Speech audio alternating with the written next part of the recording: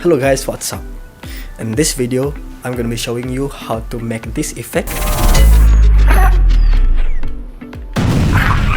It's actually pretty simple effect. First, you have to shoot your talent like this. I recommend you to shoot in slow motion. Set your frame rate at least 60 frames per second or even higher to get a slow-mo shot. Before you start editing, make sure you have these two things. First, download an explosion from online and your talent video, of course. Next is launch your Adobe After Effects and start editing. Import both of the video, click your explosion video and set the blending mode to screen to remove the background. Freeze frame your explosion and animate it with scaling and positioning to make it look like the explosion is happening.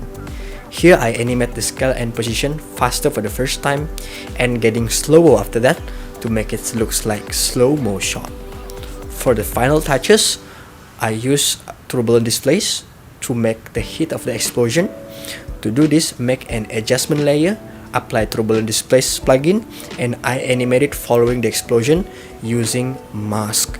Don't forget to feather the mask to remove the ugly edges. Last but not least, lighting. I use glow plugin to make the explosion highlight and then use some solid color background to make it even more realistic. Now just play around with the setting until you satisfied with the result. Yeah. Alright guys.